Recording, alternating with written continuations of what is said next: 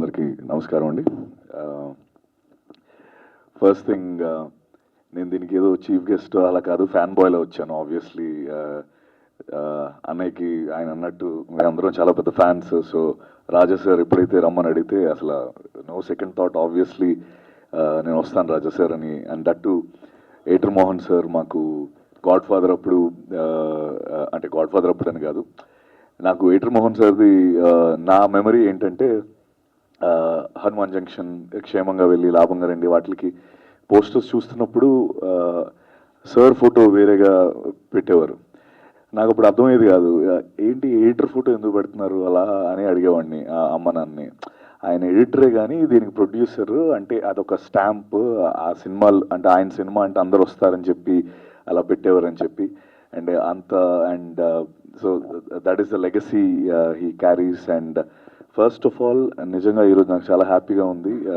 One main reason is ఇంత పెద్ద legends వీళ్ళందరితో పాటు స్టేజ్ షేర్ చేసుకొని ఒక హిట్లర్ లాంటి ఒక గొప్ప సినిమా గురించి వాళ్ళందరూ ఎంతో ప్యాషనేట్గా ప్రతి ఒక్కరు యూనో వాళ్ళ మెమరీస్ని షేర్ చేసుకోవడం, అది నేను వెనక నుంచి నిజంగా I enjoyed it a lot. And thank you so much sir for giving me this opportunity. అంటే నాకు నిజంగా మీరు అందరూ ఇందాక అంటున్నట్టు నన్ను అమ్మ నాన్న తీసుకెళ్లారు అప్పుడు సినిమా. నేను చాలా చిన్న వయసు నాకు. ఇప్పుడు మళ్ళీ వాళ్ళిద్దరిని నేను తీసుకెళ్లే ఛాన్స్ నాకు దొరికింది Jan 1st. సో డెఫినెట్లీ నేను Jan 1st తీసుకొని వెళ్తాను. అండ్ అంటే ఆ పాటల గురించి కానీ, అందులో ఉన్న సీన్స్ గురించి కానీ, చిరంజీవి అన్నయ్య పర్ఫార్మెన్స్ గురించి కానీ నేను వేరేగా చెప్పాల్సిన అవసరం లేదు. మొన్న ఒక ప్రీ రిలీజ్ ఈవెంట్ జీబ్రా కూడా నేను హబీబీ స్టెప్ వేసాను మళ్ళీ. నేను అంటే వాళ్ళు పిలిస్తే మళ్ళీ ఆ స్టెప్ వేసాను. సో అంత హెచ్ అయిపోయిన మెమరీస్లో ఉండిపోయిన ఫిల్మ్ హిట్లర్. అండ్ నాకు బాగా గుర్తున్న ఒక ఇదేంటంటే, ఆ సినిమా చాలా ఎక్కువ అంటే నాకు అంత సెలబ్రేషన్ ఎప్పుడు నేను చూసింది లేదు. ఎక్కువగా సెలబ్రేట్ చేసి చాలా ఇట్ వాజ్ ఒక సెన్సేషనల్ హిట్ అది. అండ్ దానికి one of the main reasons కూడా ఐ థింక్ అప్పటికి వరుసగా అనే కొన్ని సినిమాలు ఆడకపోవడం, అండ్ ఈ సినిమా పైన చాలా ఎక్కువ హోప్స్ పెట్టుకొని అందరు ఫ్యాన్స్ అందరూ మొత్తం తెలుగు ఫ్యాన్స్ అందరూ వెయిట్ చేస్తుంటా అప్పుడు ఆ స్పేస్లో వచ్చిన film Hitler. So thank you so much sir, and thank you so much Mutyala Subbaiah sir for delivering a blockbuster at that time. And Mohan sir, మీరు నిజంగా మీ ఆస్తి, మీరు చేసిన సినిమాలు, మీరు ఎన్నో సినిమాలు చాలా గొప్ప సినిమాలు చేస్తున్నారు. బట్ నేను ఎప్పుడు ఫీల్ అయ్యేది, మీరు చాలా సూపర్గా సంపాదించుకున్న ఆస్తి మాత్రం రాజా సారే. నేను అది ఎందుకంటే రాజా సార్ ఎలాగో అంటే ఆయన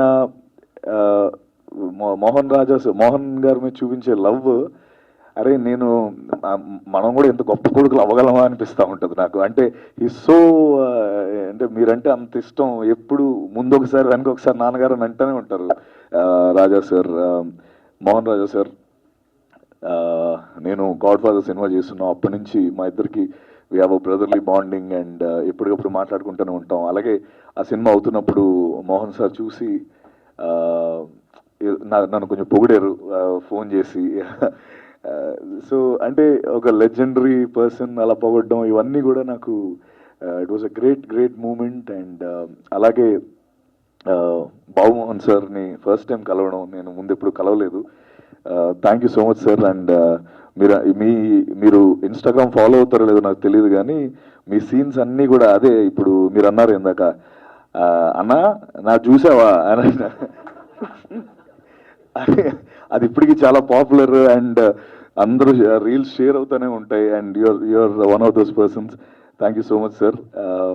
అలాగే రాధం అన్నం రెడ్డి సార్, నాకు ఆయన గుర్తులేదు కానీ నా వెరీ ఫస్ట్ నేను ఒకసారి చెప్పడం జరిగింది, ఆయనకి చెప్పాను లేదో తెలీదు, నేను మీకు చెప్పాను కదా సార్. ఎస్, నేను వైజాగ్లో ఆయన ఒక ఫిల్మ్ షూటింగ్ చేస్తున్నారు సంగీత గారితో.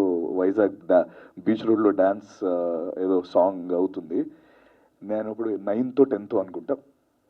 మాకేమో వైజాగ్లో ప్రొడక్షన్ హౌసెస్ ఏమి ఉండేవి కాదు. సో ఎలా ఇప్పుడు నా ఫ్రెండ్ ఉన్నాడు, వాడిని అడిగి అరే ఏం చేద్దాం, ఆయన డైరెక్టర్లో ఉన్నాడు, వెళ్ళి అడుగుదామా అంటే, వెళ్ళి ఎక్స్క్యూజ్ మీ సార్ అని చెప్పి ఒక ఛాన్స్ ఇస్తారా అని అంటే అలా నా నోటి నుంచి ఫస్ట్ వచ్చిన ఒక ఛాన్స్ ఇస్తారా అన్నది మీతోనే జరిగింది సార్ అది. అయితే అప్పుడు ఆయన నన్ను పక్క పిలిచి అసలు అంటే నాకే తర్వాత పెద్దగా ఆలోచిస్తే అసలు ఎవడైనా అలా అడిగితే ఫస్ట్ ఎవడైనా అడుగుతాడా అలాగా అని అనిపించిన సంఘటన అది. ఆయన ఏమాత్రం కోప్పడకుండా పక్క తీసుకెళ్ళి చూడమ్మా అలా ఎప్పుడు ఎవరిని అలా అడగకూడదు, అంటే నువ్వు పని చేయు, అక్కడ నా కో డైరెక్టర్ ఉన్నా ఆయనతో మాట్లాడిస్తానని చెప్పి ఆయనతో ఏం చిన్నపిల్లోడిని అయినా కూడా ఆయన ఏం విసుక్కోకుండా చాలా నీట్గా నన్ను పక్క తీసుకెళ్ళి మాట్లాడించిన వ్యక్తి. I still remember that sir. Thank you so much. And maybe